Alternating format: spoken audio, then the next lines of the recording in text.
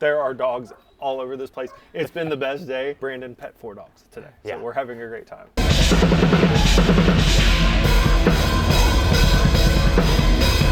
This episode is brought to you by SJC Custom Drums and Gator Cases.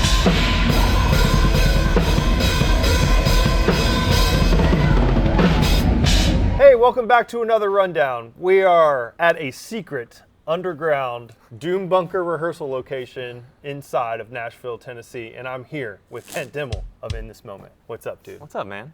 How's it going? Good, man. How you doing? Good, dude. Thanks for having us. Oh, no, thanks for having me. You guys have, like, a lot of really cool people on your channel, so I'm honored just to be here and even be part of it. Awesome. So you're loading up, you're getting ready for tour. Yeah. What does it kind of look like today to kind of get in here? Maybe this is the first time you've seen your kit in a while? Yeah, today was, really the first day that I sat down at the kit, put new heads on, of course, and tried to just kind of get it dialed in. This kit's set up a little bit different than like my kit at home, so it's always just feels a little awkward sitting on it for the first time and like trying to get used to the configuration of it. But, right. Yeah. So is that, like you said, this is different than your home kit. So like, what are you kind of doing on the front end of a tour when you know you're going to be out for 5 weeks to make this thing feel as much at home as you can? Is there mechanical stuff that you're like tinkering with and iterating, like spacing and position? Yeah.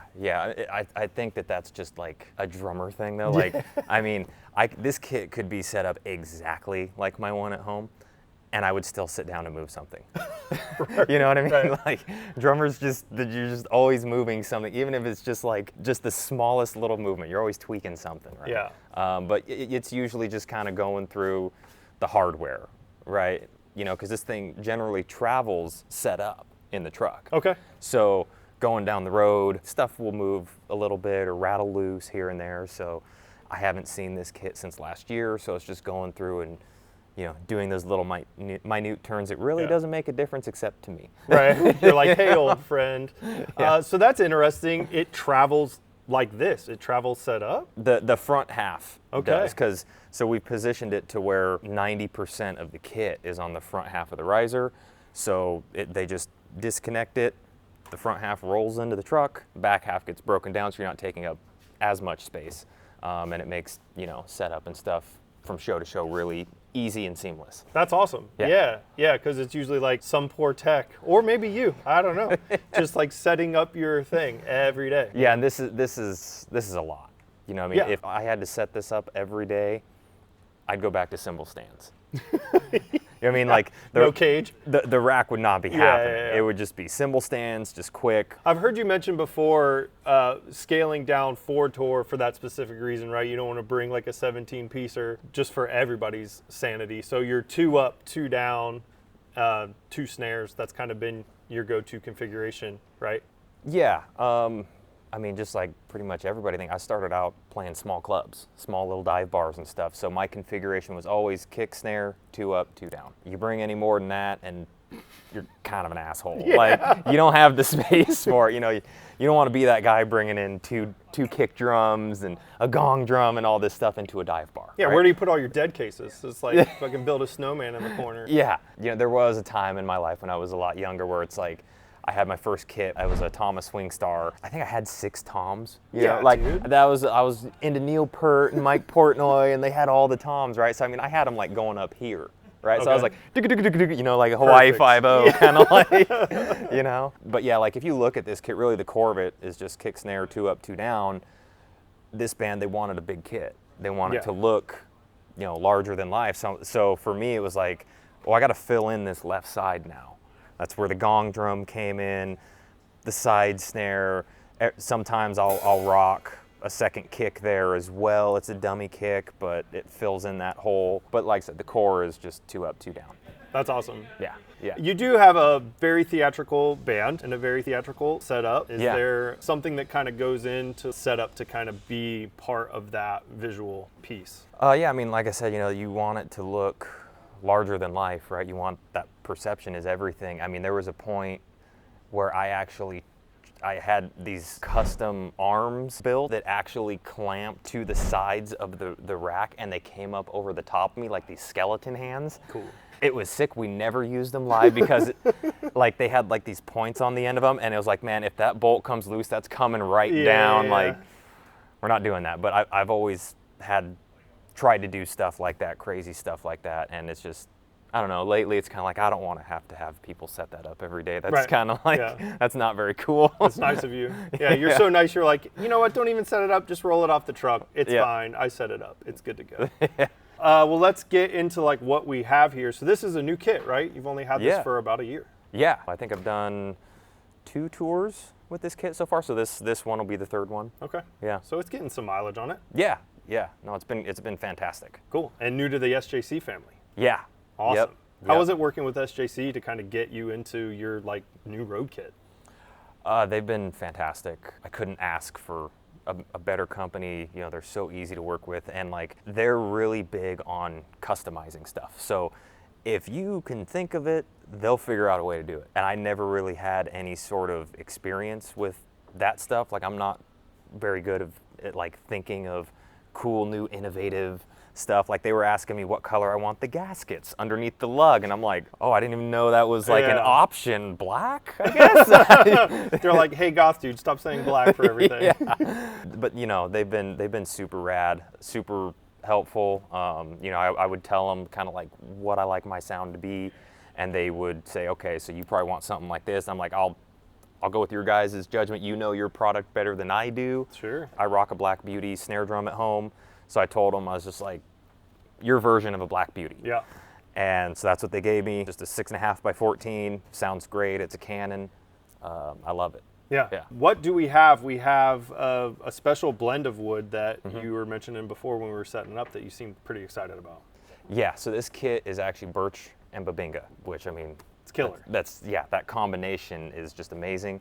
I never thought that I would have a kit live that had babinga in it at all, because last I heard it was like outlawed. There was crazy stuff going on, nobody could get it, and then when I talked to SJC, they're like, oh yeah, no, we can get it. Yeah. I'm like, well, okay, let's go. I mean, right out of the box, it came with Evans G2 heads. I've always played the Evans EC2s live, the clears, just for more attack, a little more control. But for some reason, this kit sounded phenomenal with the G2s. Like I rocked those heads in the beginning for like the first week of tour. And usually when you get a new kit, they don't always come with very good heads, but these ones sounded great. And this is my first tour actually switching to back to the G2s. So you made the jump. I did. I've always played the EC2s.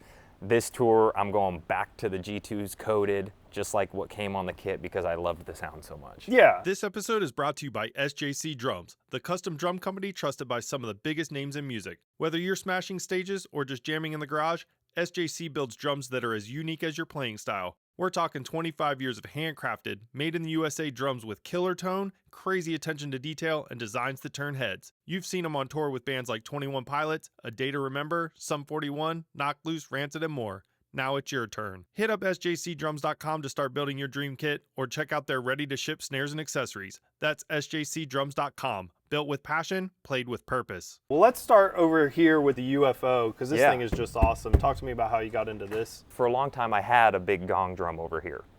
It was essentially a kick drum, just shaved on the back a little bit. And that's basically what this is. It's a kick drum, but it's their UFO drum, so it's like a lot thinner, right? It's not as deep. And I love it for like just big hits, big pops and stuff live. It's got this massive 808 sound, and like some nights you hit it and you can just see people in the front row like, oh. Right. You know? Yeah, and we were talking about it before. You're like, when you hit it up here, it doesn't sound like a whole lot. Yeah, it's doing what it's supposed to do at the microphone I mean, level. Right. I don't know what the depth is on it, but it's not super. It's like, what is that? It's like 6, maybe? Something like that, yeah. 7, it's not very deep. Yeah, and there's no back head on it, so there's no resonance, there's no like body to it. So up here, like, I don't know if this is gonna translate well, but it's pretty, like, there's nothing happening. There's not a lot going on. It's drying up pretty quick. But I will say, just sitting here on the riser, I can feel the low end in my butt. Like, it's moving some air. So, you put a microphone up in there, you're going to rock the Yeah, we have like the the Kelly shoe that just stays in there and it's mic'd and it just captures that low end. And out there, the people just hitting the brown note, right? They're just like...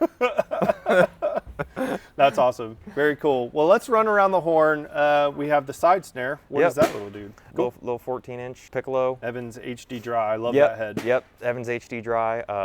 The ST Dry was my favorite head, still is my favorite head, but I just go through them too quick. Right. They're a thinner head, so they're not really up for the challenge of like a hard-hitting metal, at least not for me. I still use them at home because I absolutely love them, but out here when you're slamming, I've had to switch. This is the HD Dry.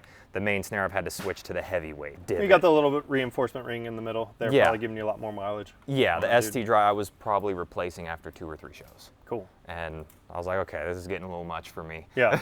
And how about the G2s? How much mileage are you getting out of those? We're gonna find out this tour. Cool. Yeah. Let's go. Yeah, like I said, I always use the EC2s all the way around on the toms, the clear ones, and I could get a week out of them, maybe 4 or 5 shows before it was like, yeah, I should probably change them. But they are coated, so maybe they'll last a little longer. I'm not sure. We'll see. Yeah. All right. I'll hit you up when you're out on tour. Be like, hey, how their heads going? Yeah.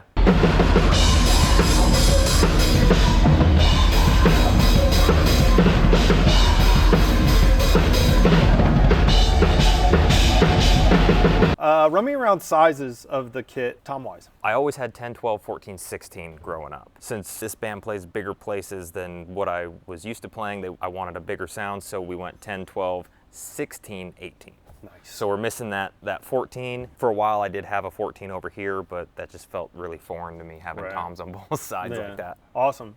And surrounded by all kinds of Sabian brass. Let's get in there because there's a lot to talk about. We'll start over there. What I guess there's a little bell. Oh, yeah. The Alu bell. I've had this actually for a long time. I think I got it before I was ever even in bands, like when I was a kid. Because I think I saw Mike Portnoy or something had the ice bell or something, and I thought it was the coolest thing, and so I got one. And this thing rings forever. Like, it's probably still ringing from the last tour. And it's kind of a running joke between the crew and everyone. Like, every once in a while somebody will come up and hit it like during the show. Yeah. They'll come up and hit it just because like some of the sound guys are like, oh, that thing's gonna ring the entire show. So use sparingly. Yeah. Okay. Yeah. I don't hit it super often. Really, if it's just like I'm looking at the sound guy and I go, Nice. And then you got a couple little splashes around. Let's pitch those guys. So yeah, it's the AAX splashes. I got 2 of just the regular 10-inch ones here, and then I got the air splash here. I've always had 2 splashes right here just for like when you do little hi-hat stuff. I can always catch a little splash. Okay. Colors and stuff. So that's like little fun effect stuff. We'll go across the top. Then we have just a bevy of crashes. Yeah, so we got the XSR Rock Crash. My boy Chris Sankey at Sabian, I think he was trying to like get me to switch to these because I was burning through a lot of cymbals and these are cheaper. So he was kind of like, hey, try these. And they sound great. I use them. This will be the first tour that I'm actually going back on this side to an AAX Explosion. I was doing dual XSRs and they sound great. You know what I mean? Live, the sound guy's going to do what he does anyway. Right. So, I'm going to try out the AAX Explosion again and see how I like it. Up front, we have the HHX Ozones. These are my absolute favorite cymbal that Sabian makes. I love the Ozones. I don't know why. If a cymbal has a hole in it, as you can tell, I love it. You're like, more. Can I have 2, please? Thanks. Is there something, is there something that you're getting from the sonic characteristic that you really like? I know there's a little bit of a feel thing to them. They feel pretty cool to hit, too. Yeah, I couldn't tell you what it is. It's just like, I don't know, the trashiness of it. I like trashy things, apparently. Sure. I don't know. Well, you're in a lane in your genre stuff where you kind of go from, metal to industrial, and there's a kind of a lot of, there's some trashiness inherently in that music that they're great for like for that stuff you're trying to do. Yeah, they're great for like if you're doing like a snare matched with that, like a snare hit kind of thing. They're great for that. There's times where I'll just sit there and just beat the shit out of them. Yeah. You know what I mean? And I love them for that too. I usually use the AAX version. Okay. It's a little brighter and it's a little more durable, but the HHX, I like darker cymbals. Okay. Yep. So I feel like I'm slowly transitioning the kit over to a darker, warmer kit. That's why I did the coated G2s versus, something clear. I have the HHX instead of the AAX. I might switch these to an HHX Explosion or something like that.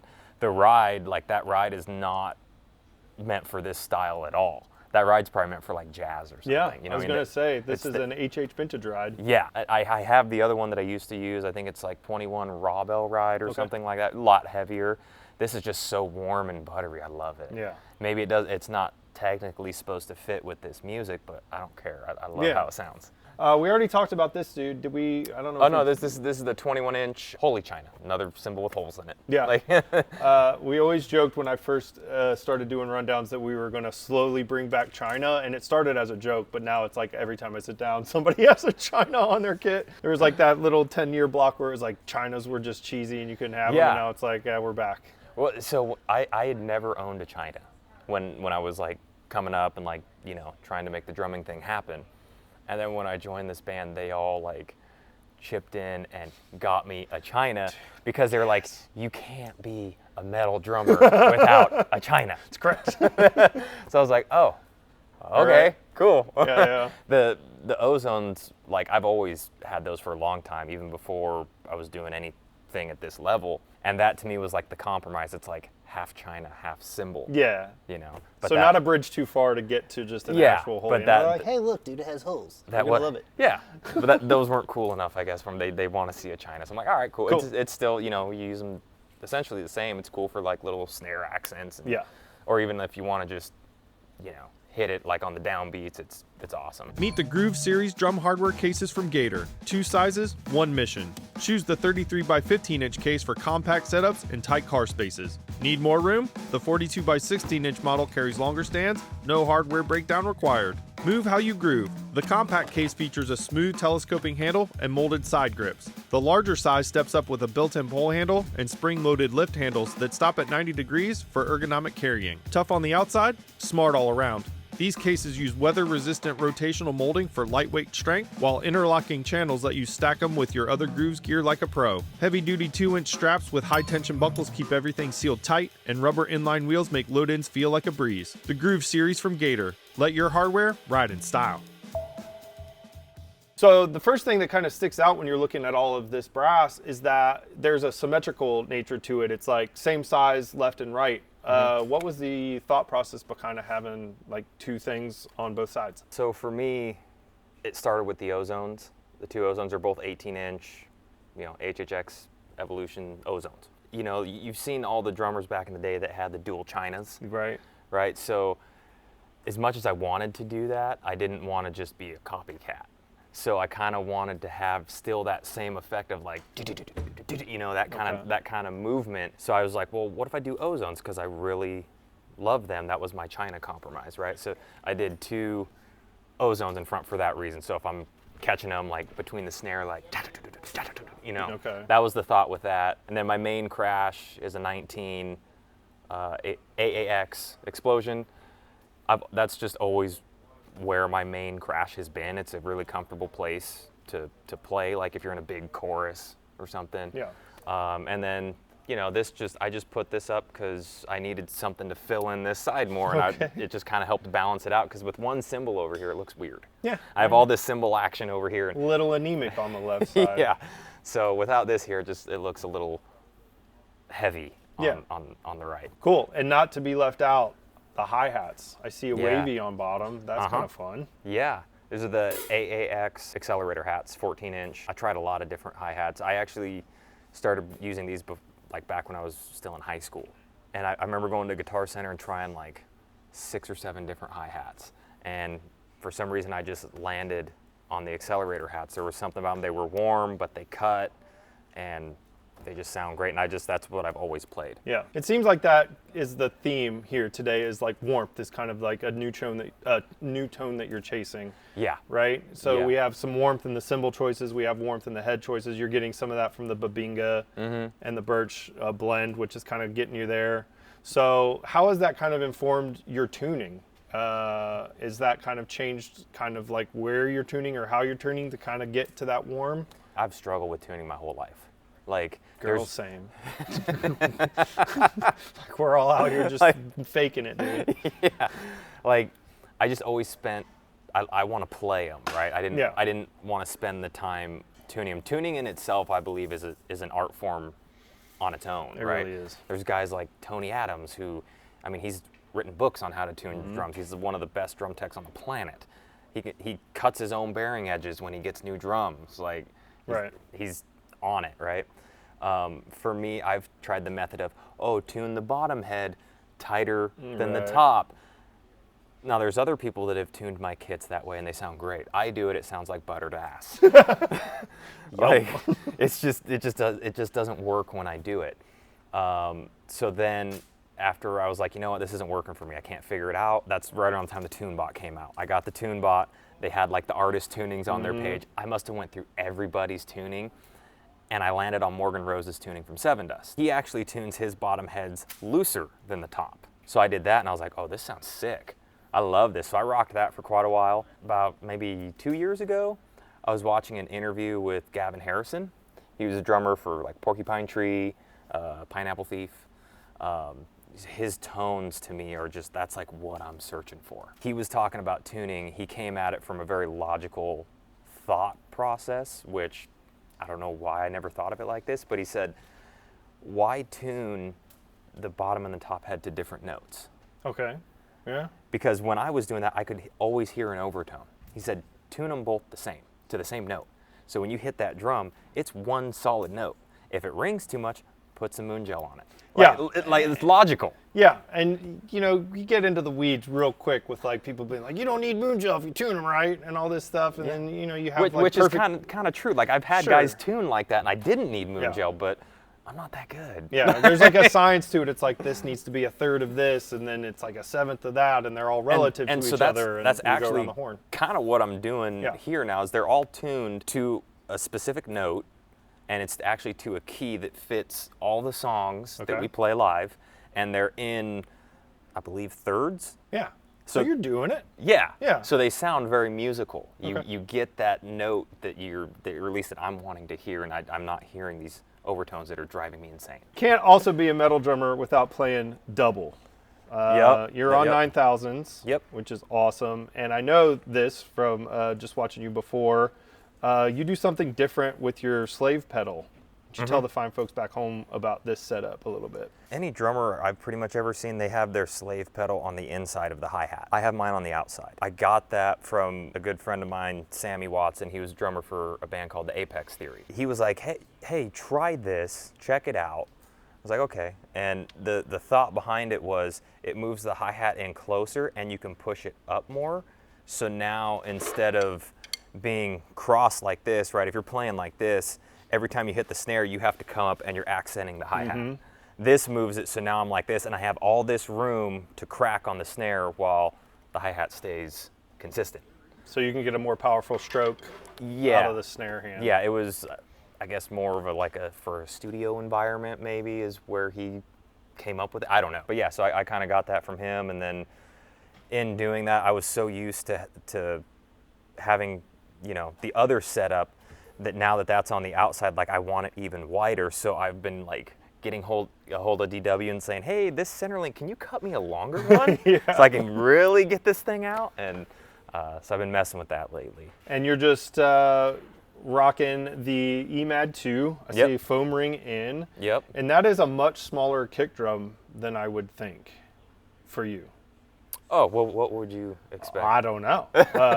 Because that it's a 22. It's a 22, right? Yeah. You know, it's like a bigger, more dramatic thing. You could expect like a 24 or something, especially with some of your drum heroes that you mentioned before. Yeah. But I like it. It keeps everything nice and tight, like you said. Like there's a compactness to this thing, but you have spread for the drama. And it seems like mechanically you have a lot of room to breathe, because body position and keeping tension out of your body, like you want to try to find the sweet spot for stuff. Yeah, and I'm always fighting with the kick and the 12. I want the 12 to go lower, but it can only go so low with the kick there. So if I get a bigger kick, the toms have to go up, and I'm not about that. Yeah. I don't like that feeling. I don't like going, you know, snare like this way for toms. I want to go fairly flat. You know what I mean? Yeah. So that's always a constant battle for me. Yeah. Well, it's super clean. Comes right across, nice and flat, like you said, and you got just splashes and accents and toms and things all over the place. It's a super clean setup, super fun. Cool, and you're getting around them quickly with a pretty monster stick, the Vater 5B. Yeah, 5B's tried and true. Yeah. Like for heavy hitting stuff, you just can't go wrong with it. When I was playing lighter stuff back in the day, I was using like a 7A. You know, jazz stick. Yeah. Yeah, I mean, that's what I'm doing. Yeah, 7A, and then I think I went to maybe a 5A.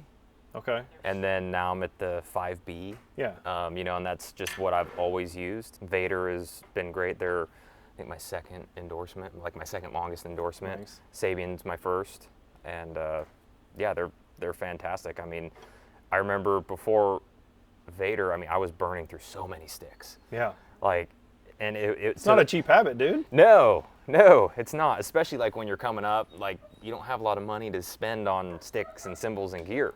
So switching to Vater saved me money. There are dogs all over this place. It's been the best day. Brandon pet 4 dogs today, so Yeah. we're having a great time. Awesome. Well, thanks, man, for taking us around your kit here at rehearsal. Yeah, man, thanks for having me. This is great. Of course. This is Kent Diimmel from In This Moment, and I am Jared. See you on another rundown.